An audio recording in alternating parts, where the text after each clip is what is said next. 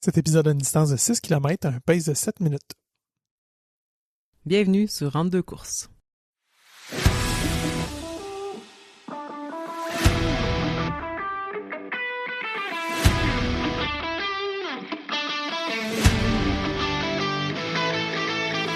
Ici, on parle d'entraînement, de motivation, d'équilibre et tout ce qui nourrit notre passion pour la course. Je vous présente Coach Bill, curieux de la science derrière le sport. Il analyse les tendances et nous propose des stratégies pour courir de façon plus efficace et intelligente.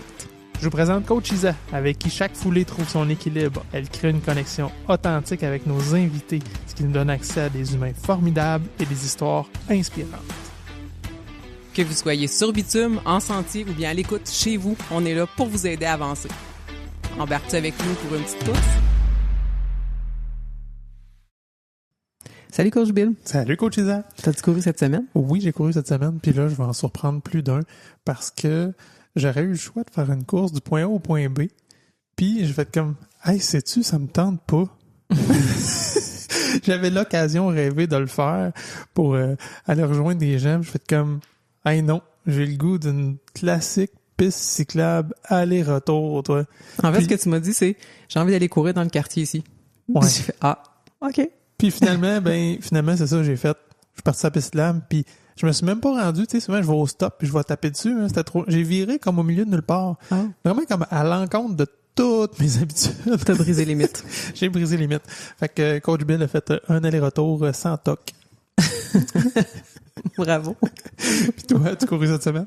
Oui, hey, j'étais allée courir hier, puis il m'a pogné une envie pressante d'aller courir. Il mouillait, il ventait, mais j'avais besoin d'aller courir. Puis j'avais des intervalles à faire aussi. Puis pour vrai, ma sortie a été aussi longue que ma longue que j'ai faite la veille, mais elle a tellement passé vite. Fait que j'étais à pluie, dans le vent, je faisais des intervalles, tout ce qui normalement me dégueule. Mais sérieusement, j'ai eu une super belle course.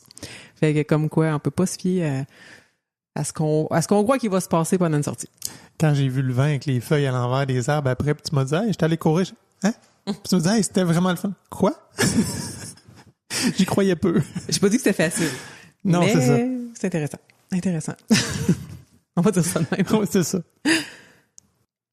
Et des fois, une petite nouveauté dans notre équipement, ça peut nous aider à retrouver la motivation. Tu sais, quand il mouille, là, puis il pense. Justement.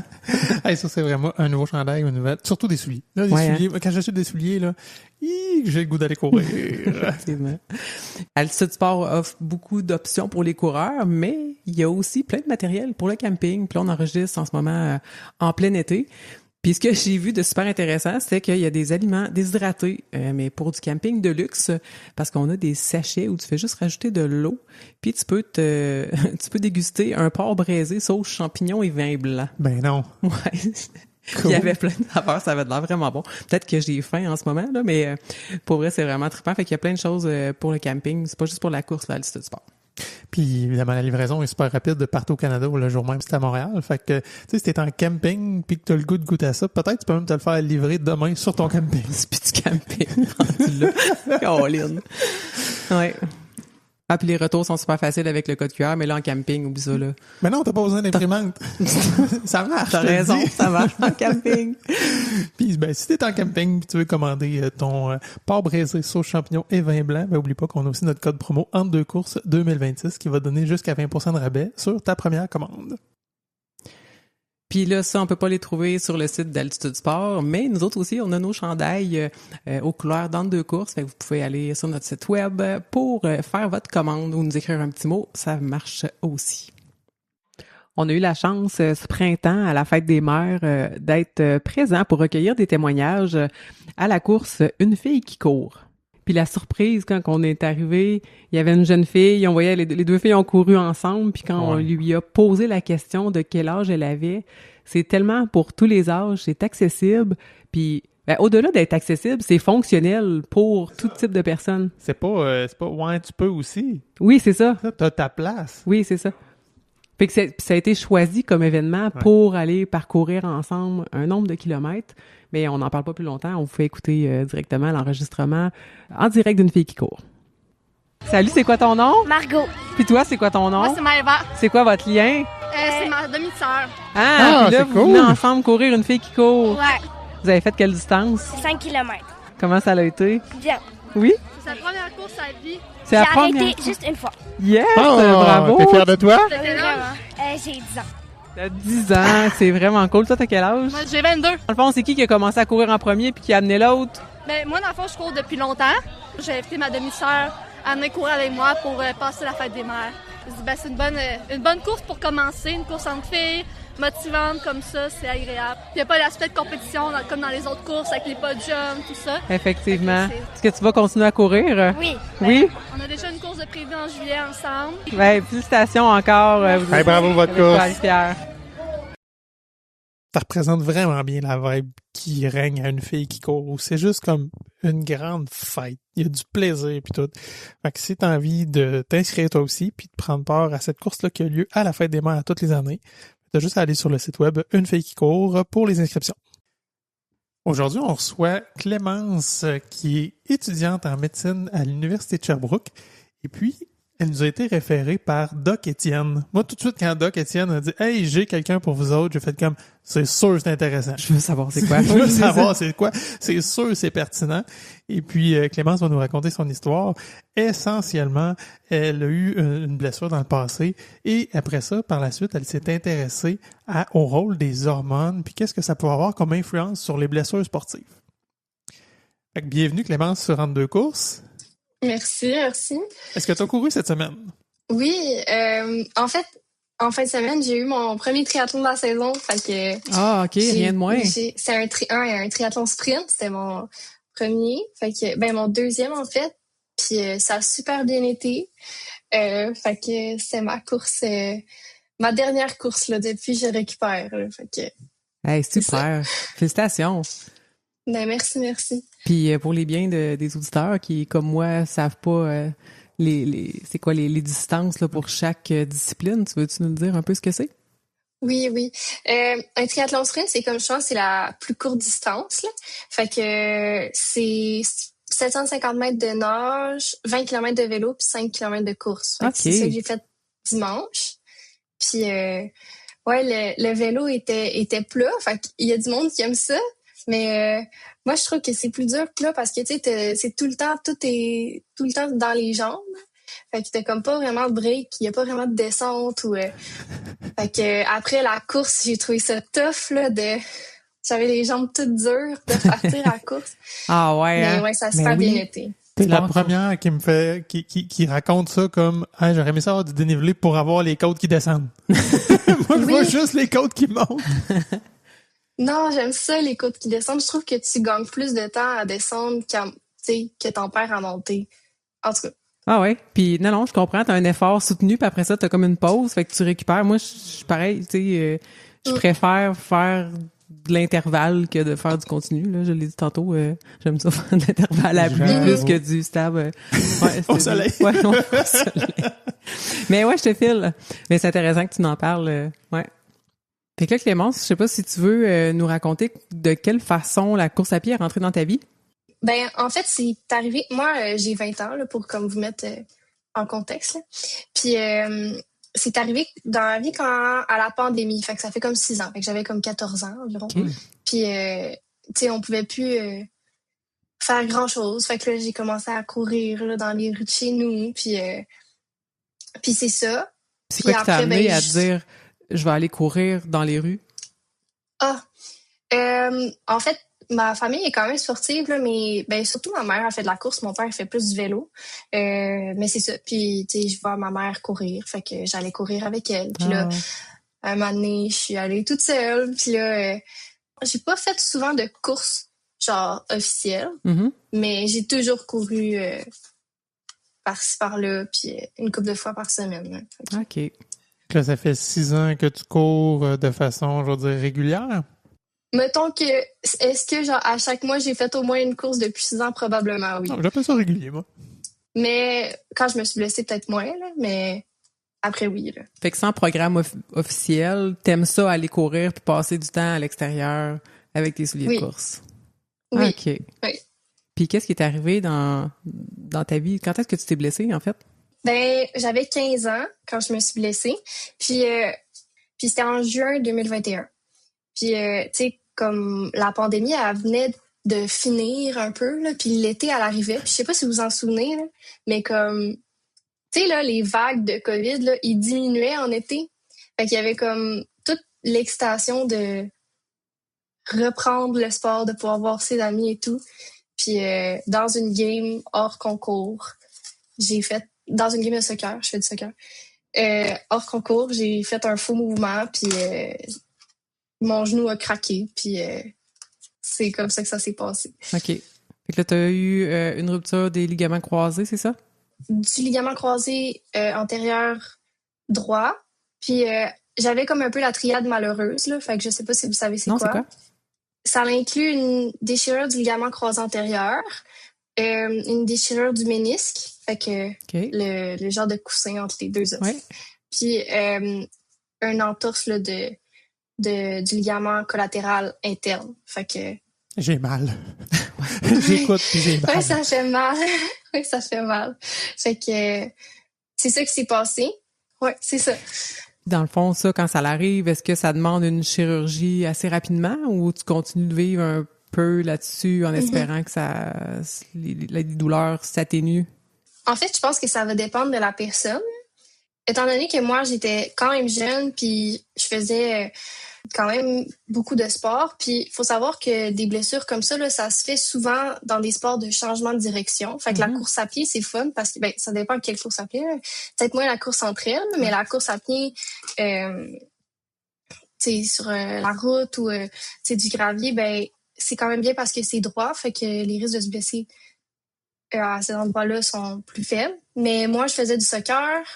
C'est un sport qui requiert beaucoup de changements de direction. Si je voulais continuer à en faire, il fallait que je me fasse opérer.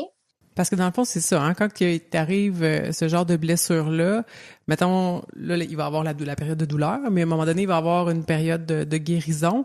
Puis le problème, c'est qu'il y a une instabilité au niveau du genou, mais c'est pas, ça n'empêche pas de fonctionner, comme tu dis, tous les déplacements vers l'avant, la marche, la course sur route, il n'y aura pas nécessairement d'impact. Ouais, c'est ça, le vélo. Fait que tu peux continuer à vaquer à tes occupations, sauf quand, c'est ça, tu as un sport où tu changes de direction. Fait que là, tu n'as pas le choix d'avoir une chirurgie si tu veux continuer. Ouais. OK. Sinon quoi? Qu'est-ce qui se passe? Mettons, tu joues au soccer puis tu as encore tes lésions. Hein?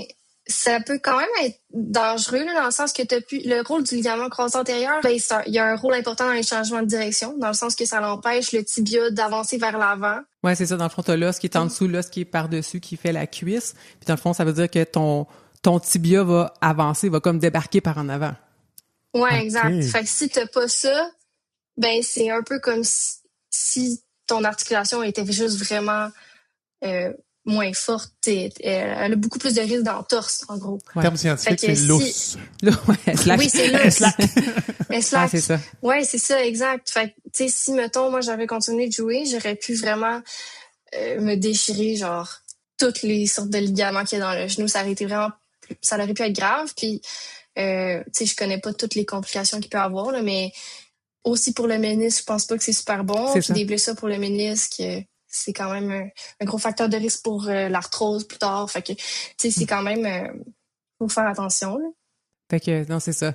Fait que, c'est un ligament super important pour maintenir les deux os en place. Puis, ce qui fait qu'il se ramasse avec de l'inflammation puis une blessure, c'est ça. C'est que le ligament permet plus de garder tout ça au même endroit. Fait que tu passes ton temps à te faire des entorses puis de te créer des micro-déchirures. Puis, fait que c'est ça. Fait que c'est ça que je comprends, dans le fond, que l'importance de la chirurgie, là. Puis, il est où, ce ligament-là? C'est physiquement sur le corps?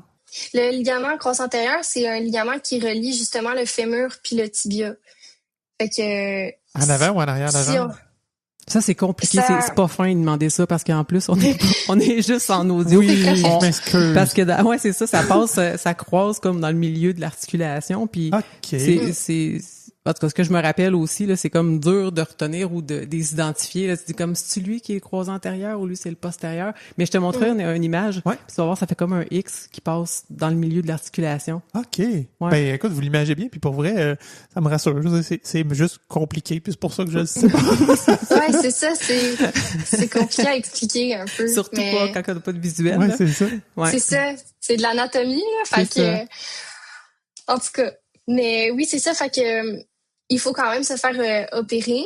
Moi, c'est ce que le docteur Leclerc, qui m'a opéré, m'a dit. Là. Il a dit, étant donné que t'es jeune, puis que tu fais du sport, ben t'es quand même une bonne candidate pour l'opération. Puis moi, j'ai été chanceuse, hein, parce que dans des cas de même, c'est pas une chirurgie qui est comme urgente nécessairement, tu sais. Fait qu'il y a du monde qui peuvent se blesser, puis surtout s'ils n'ont pas nécessairement accès à un médecin de famille facilement ou qui n'ont pas les moyens de se payer une IRM au privé. En période de COVID. Ouais. Que oui, t'as été chanceuse, c'est ça. effectivement. C'est ça. Fait que il y a du monde qui peuvent attendre des mois et des mois là, avant de savoir ce qu'ils ont et de se faire opérer. Ouais. Ben oui, parce que tu le sais pas, dans le fond, là, quand tu as eu ta blessure, tu savais pas qu'il était déchiré, on voit pas au travers la peau, tu sais. Moi, je le savais parce que ma mère était sur le terrain, puis elle est venue me voir. Ben, en fait, c'est ça, j'étais comme, mon genou était comme déplacé. Fait que, puis j'étais comme par terre, puis je pleurais, j'avais mal. Puis ma mère, qui est médecin de famille, est venue me voir, puis là, elle a replacé le genou. Puis tu sais... J'ai mal encore. Ouais. C'est quand même courant là, chez les jeunes. Ben, c'est courant chez la jeune fille, cette blessure-là. Fait que elle savait là, que c'était ça qui s'était passé. Il paraît que c'est très sonore aussi quand ça arrive, puis on l'entend de l'extérieur. Fait que toi, ça a dû sonner très fort en dedans de toi. T'as dit ça a craqué, là. Tu dois te rappeler le son. Ben oui, puis j'ai même des filles avec qui je joue encore aujourd'hui qui l'ont entendu. Puis genre, parfois, on en reparle, puis ils sont comme « Hey, non, c'est quelque chose. » Mais... ouais, c'est ça. Fait que moi, j'ai su tout de suite, là, tout de suite, assez rapidement, c'était quoi. Puis j'ai fait un IRM là, dans les jours suivants, je pense. Là, c'était rapide.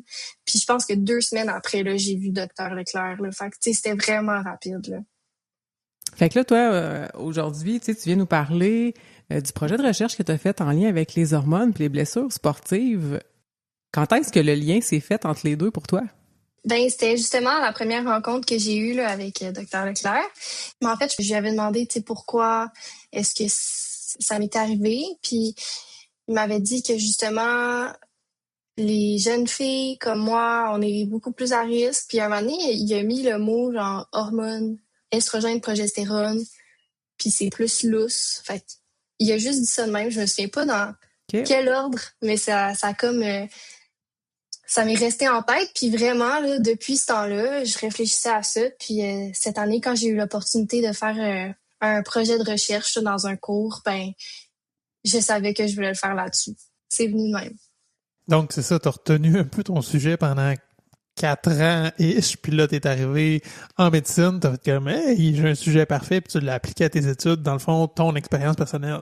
Exactement. Puis je trouve que c'est quand même fascinant, là, justement, le corps de la femme, puis les blessures sportives, je trouve que c'est quand même intéressant. Là. Fait que j'étais contente d'avoir quelque chose à rechercher qui m'importait. Là.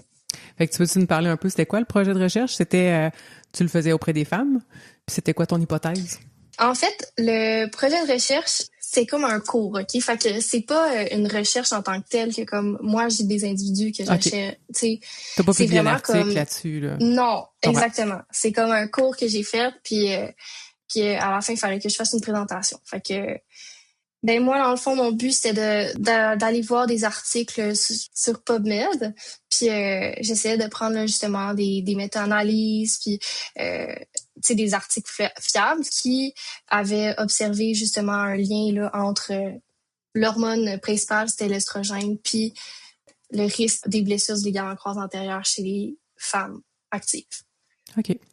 Fait que là, dans le fond, ce qu'on pourrait dire, si, mettons, je résume, c'est du moment que la fille tombe en puberté, il va y avoir une plus grande libération hormonale, puis c'est à ce stade-là que les risques de blessures sont plus grands, ou bien peu importe, durant toute ta vie de femme, tant que t'es pas ménopausée, t'as plus de risques de te blesser?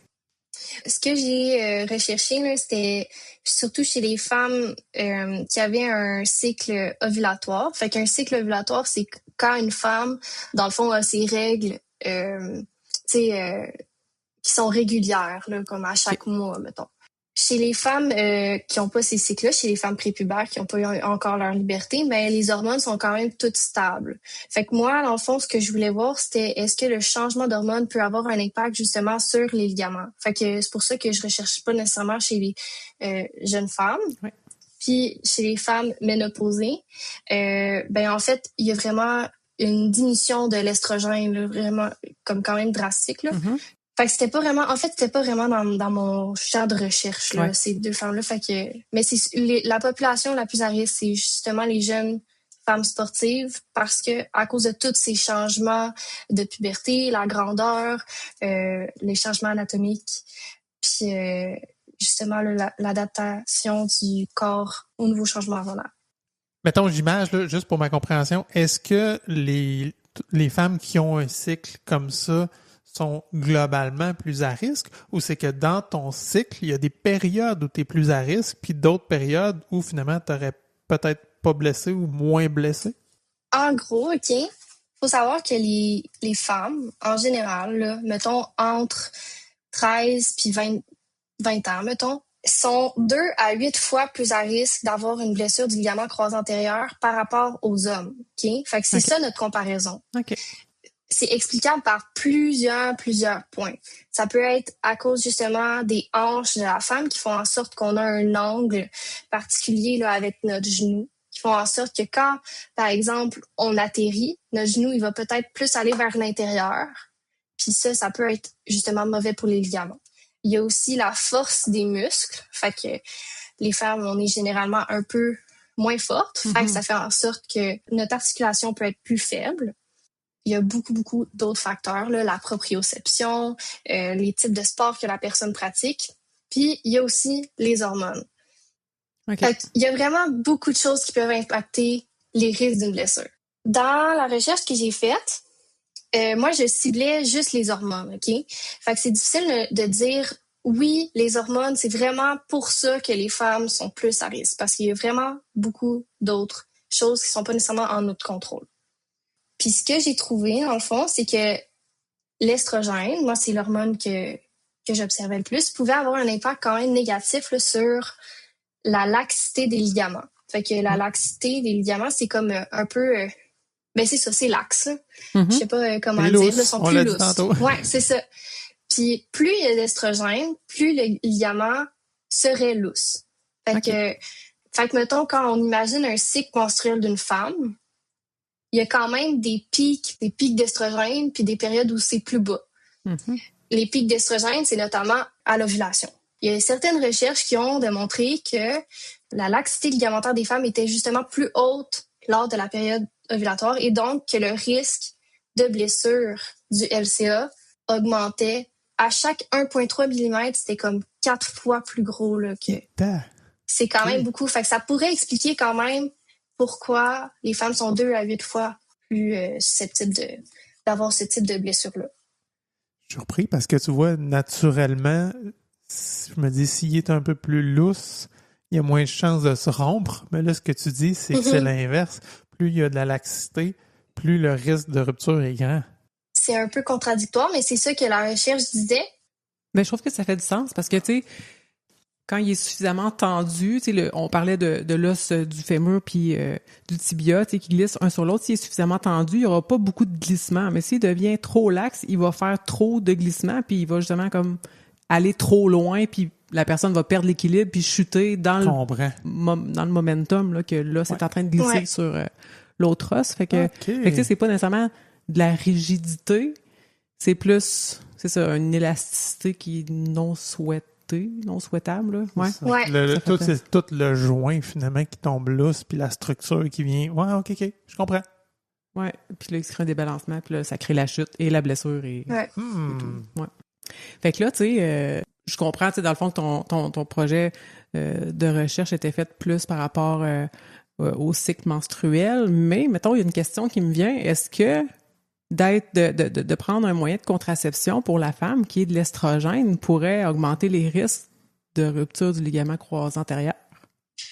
Là, j'ai regardé ça dans un article, puis ça parlait brièvement là, de l'importance du cycle menstruel. Puis l'estrogène, là, ça a quand même une importance, pas juste sur les ligaments, là, ça peut être un peu négatif sur les ligaments, mais c'est vraiment important pour la santé des os, la santé des muscles. T'sais. L'article parlait que chez les femmes, si notre but c'était de prévenir une blessure, ça valait pas nécessairement la peine de prendre un contraceptif. C'était parce que ce cycle-là est quand même important là, pour justement la santé des os et tout.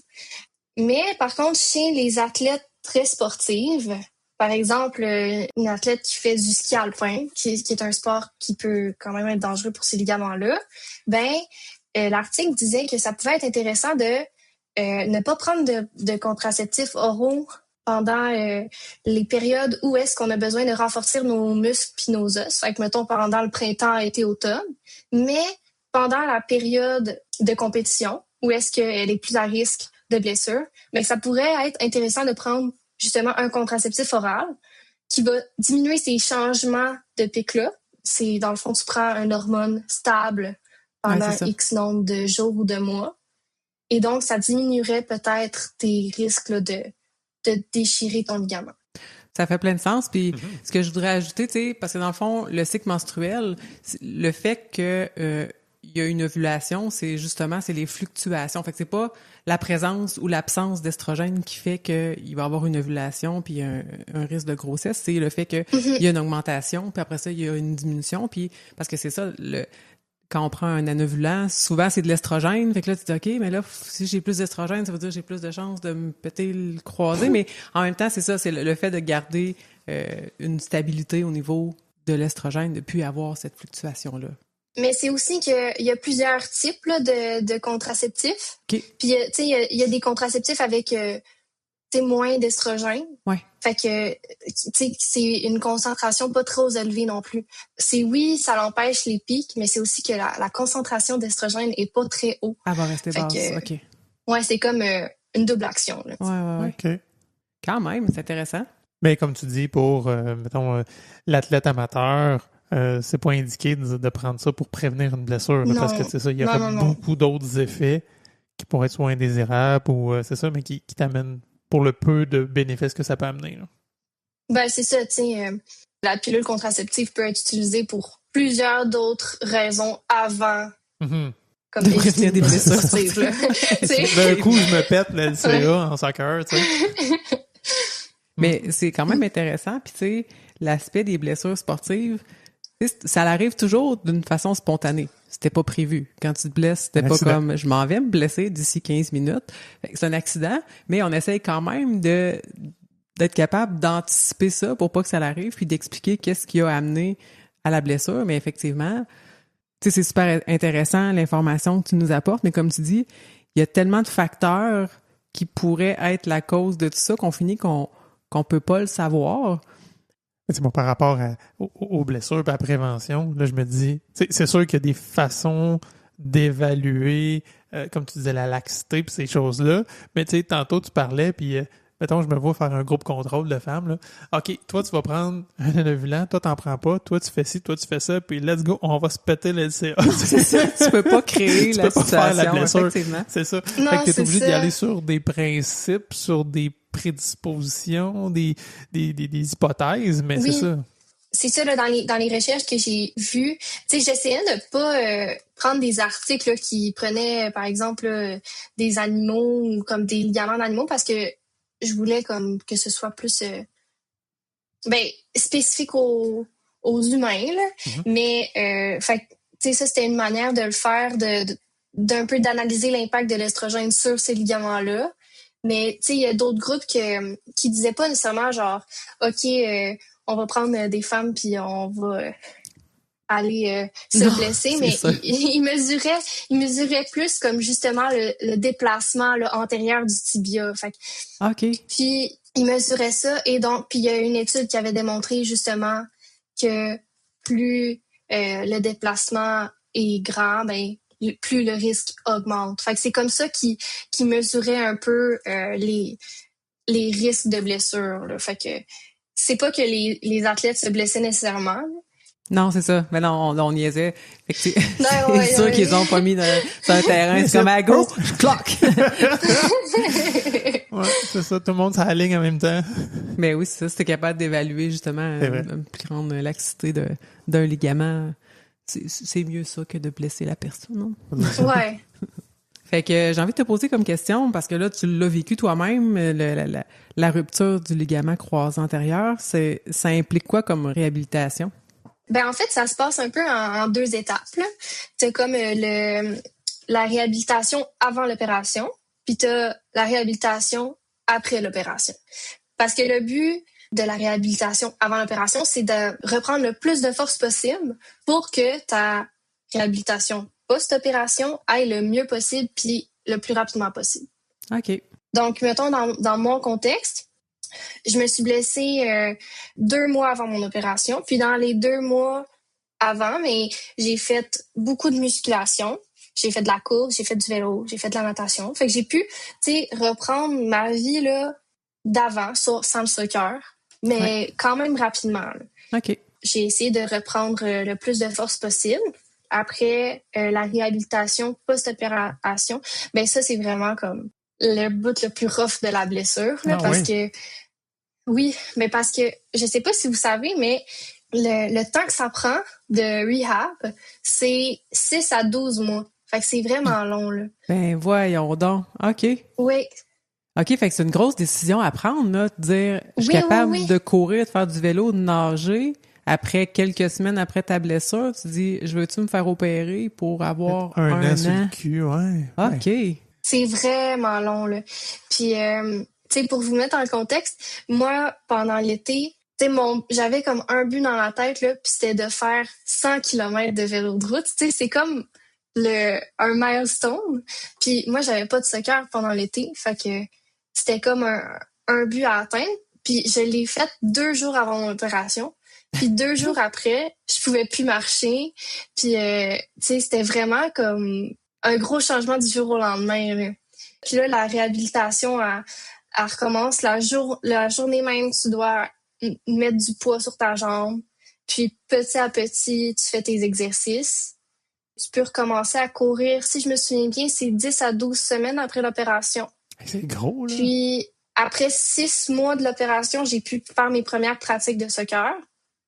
Puis moi, j'ai recommencé à faire mes games le juin l'année d'après. C'était 10 mois après mon opération. OK, quand même. C'est vraiment long, puis il faut que tu pratiques tes changements de direction d'avance. C'est vraiment une grosse opération. Fait que c'est pour ça que genre je trouve que rechercher sur les facteurs de risque, puis faire en sorte qu'on a un bon plan d'échauffement, puis pour diminuer justement ces blessures-là, ben c'est vraiment important parce que ça change la vie d'un athlète, là. Ouais, c'est ça. Tu sais, tu perds 1 an dans ton processus d'athlète, là. Tu sais, tu peux pas t'entraîner. Tu essaies de maintenir un peu tes acquis, mais tu sais, tu perds ton cardio, veux pas, là. C'est difficile d'en faire quand t'as pas accès à une de tes 2 jambes. Hein. Ouais. Puis quand les premières fois que tu retournes sur le terrain, j'imagine que tu dois être un peu craintive ou tu n'as pas 100% confiance à ton corps, jusqu'où je peux l'amener, tu veux pas que ça recraque. Puis surtout, chez ces blessures-là, les risques de se reblesser le genou là, après une opération dans les 2 années après sont quand même élevés. Là. Fait que c'est sûr que c'est quand même tout le temps dans l'arrière de ta tête. Là. Ouais. Mm-hmm. Mais tu sais, faut trust the process puis te dire que tu as bien fait ta rehab puis que tout va bien aller. Là. Puis aujourd'hui, mettons, tu avais la même décision à reprendre, est-ce que tu reprendrais la même décision? Oui. Ben oui, c'est sûr, parce que... mais je suis pas mal sûre que oui. Mais tu sais, si mon genou n'avait pas été reconstruit, j'aurais fait d'autres sports. Ça m'a pris du temps là, à me lancer dans le triathlon justement à cause du soccer. Fait que, peut-être que j'aurais commencé le triathlon avant, puis peut-être que je serais meilleure que je suis aujourd'hui. Mais en même temps, tu sais, quand t'es jeune, tu veux pas nécessairement penser à mettons que tu vas faire une randonnée, puis tu veux pas nécessairement penser à l'instabilité de ton genou. Là. Tu veux être capable d'être libre, puis de bouger comme tu veux, de je sais pas, jouer à la table avec tes cousins sans stresser. Là. Fait que non, je regrette pas du tout. Puis même que je trouve que je serais pas la même personne là, si j'avais pas eu cette année-là de challenge. Là. Fait que c'est ça que j'allais dire, tu sais, de traverser l'adversité, passer de rouler 100 km à j'ai de la misère à marcher, ça demande un mental, un esprit de feu, puis ça fait en sorte que tu peux accompagner d'autres personnes qui vont passer au travers de ça plus facilement. Contrairement à quelqu'un qui l'a pas nécessairement eu facile, là, mais tu sais, qui a pas eu de gros enjeux à traverser. Je pense que oui, ça fait grandir quelqu'un, effectivement. Je me souviens pendant que j'étais blessée, je voyais d'autres athlètes de mon équipe se blesser puis se faire des entorses de cheville puis des trucs comme ça. Puis je trouvais ça tellement injuste de voir une blessure qui prenait 4 à 6 semaines à guérir. Aujourd'hui, mettons, je me fais une entorse demain, là. Je suis pas mal sûre que je trouve pas ça le fun, là. Tu sais, puis... Fait que, tu sais, tout est relatif, là, mais ça fait en sorte que comme tu comprends mieux toutes sortes de blessures, peu importe, puis tu comprends que, c'est ça. Ça fait partie du processus, là. Ouais. Mais c'est quand même gros, là. C'est pas, tu sais, une entorse, tu vas juste récupérer, là. Tu prends du repos, puis tu recommences à marcher tranquillement. Là, ça impliquait une chirurgie, tu sais, c'est pas rien de se faire endormir, tu te fais ouvrir la jambe. Là, après ça, tu sais, ta jambe, elle a plus la même sensation, ça a plus la même couleur, ça a plus, tu sais, tout est vraiment différent. C'est quand même un gros événement, là, que t'as vécu, là. Fait que je comprends que, tu sais, puis en plus, c'est arrivé en dedans d'une seconde, là, tu sais, un mauvais mouvement, clac, ça a pété, puis tu sais, c'était rien de dramatique, c'était pas un accident de char, t'as pas sauté en parachute, tu jouais au soccer comme tu le faisais tous les jours, fait que, tu sais, je peux le comprendre, ton sentiment d'injustice, fait comme, moi aussi, mettons une cheville, ça aurait été assez, tu sais. Tu peux choisir. C'est ça. Ouais, c'est ça. C'est gros. Ouais, c'était quand même un challenge. Tu as parlé tantôt là, de protocole d'échauffement important. Ça, j'imagine que là, c'est quelque chose que tu as intégré de façon assidue dans tous tes entraînements? Ben, surtout pour le soccer, là. OK. Parce que j'en fais encore. C'est sûr que je suis amatrice. Puis oui, là, je fais quand même un bon échauffement. Là. Je m'assure de faire des changements de direction. Puis c'est ça, d'être préparée à mes games parce que je veux pas que ça réarrive. Puis c'est ça, là. Dr. Leclerc m'avait montré là, un genre de PDF là, d'échauffement que la FIFA avait mis en place. Là. Puis c'est fou comment un échauffement peut diminuer les risques de blessures. Là. Je pense que c'est jusqu'à 50%. Si tu sais, 30 à 50% des blessures qui pourraient être évitées si on avait un bon échauffement. Là. Peux-tu répéter ça, mot pour mot, pour tout le monde? Presque 50% des blessures pourraient être évitées avec un bon échauffement. Je me parle, là. Oui. Ah ouais, on le répète souvent, mais effectivement. Fait que Doc Étienne t'avait fourni l'échauffement spécifique pour ton sport pour éviter des blessures suivant une chirurgie ou bien juste pour le sport du soccer? C'est même pas ce qu'il m'a donné après mon opération. Il m'en a parlé il y a quelques jours. OK. Je savais pas que ça existait. Puis là, j'ai regardé, mais tu sais, je m'échauffais bien avant. Là. C'est le manuel FIFA 11, OK? Je sais pas si... Mais s'il y a des intéressés. Je suis en train de le chercher, voir qu'est-ce que ça dit. Ah, c'est vraiment intéressant. Fait qu'il y a plusieurs niveaux d'échauffement. Fait que tu peux upgrader là, selon, j'imagine, le niveau du sportif. Là. Puis tu sais, quand Doc Étienne, comme vous dites, m'avait montré ça, il m'avait dit là, que c'était, tu sais, oui, c'est important pour une personne comme moi qui me suis blessée, mais c'est vraiment important pour aussi tout le monde. Là, oui. Tu sais, c'est vraiment important. Là, fait que... Ah oui, autant filles, garçons, c'est important de préparer le corps à aller faire des sprints. Puis là, si on parle du soccer, fait que c'est des mouvements de rotation, des changements de direction, des accélérations. OK, en course à pied, on court de façon continue sur une surface normalement plane, mais on n'arrête pas de le dire. Là. Puis tu sais, c'est pas juste au niveau des articulations là, que l'échauffement se fait, c'est au niveau cardiovasculaire, au niveau musculaire. Puis tu sais, les ligaments ont comme rôle de stabiliser l'articulation, mais les muscles aussi. Et puis si les muscles sont bien préparés, bien, ils vont pouvoir travailler en concordance avec les ligaments, puis éviter justement qu'il arrive des blessures. Fait que non, c'est non négligeable là, de s'échauffer puis de préparer ses muscles à accompagner ces ligaments. Oh, très beau ça! La poésie.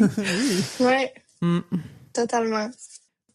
Ben, j'aurais une dernière question, en fait. Fait que suite avec qu'est-ce que tu viens de nous parler, c'est-tu un sujet que tu aimerais élaborer dans un projet de recherche futur? Peut-être, ouais. Si j'ai l'opportunité, là, j'aimerais ça. Voir où est-ce que ça pourrait aller, puis avoir peut-être des réponses plus claires. Est-ce que tu sais dans quoi tu t'en vas? Tu es en médecine, mais tu sais dans quelle branche tu veux aller? Ben, en fait, là, moi, je vais commencer ma 2e année. Fait que je viens de commencer. Je veux pas trop me fermer de porte là, tout de suite. C'est sûr que la médecine familiale, je trouve que ça m'intéresse beaucoup parce que ça englobe beaucoup de choses. Fait que à date, ça m'intéresse, mais en même temps, je connais tellement pas toutes les spécialités qu'il y a. Fait que Fait que tu peut te être laisses plein de n'importe portes quoi. ouvertes. Ouais, vraiment. Si jamais tu veux pousser dans un protocole de recherche un peu plus loin, fais-nous signe, puis on fera un appel à tous. S'il y en a qui veulent aller se péter l'LCA sur les Instagram. Ouais, c'est ça. J'ai pris encore, là. On connaît un bon chirurgien. Ben oui, il va vous réparer. Il va, C'est faire, ça, il va c'est faire un bon prix. C'est Ça marche pas, on ampute. OK. Aïe, aïe, aïe. Fait que sur ça, qu'est-ce qu'on souhaite aux auditeurs? Bonne course.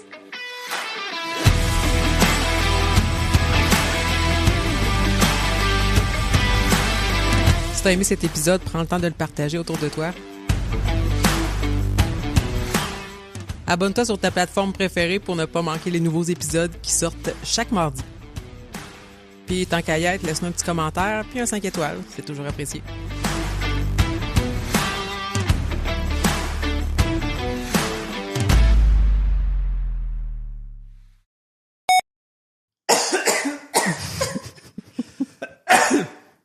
Hey, je me suis tout fait en prenant mon souffle. C'est super, ça. Glorieux. C'est quand même, c'est vraiment, c'est bon ce que tu voyons, tu sais, je bafouille, fais un tour.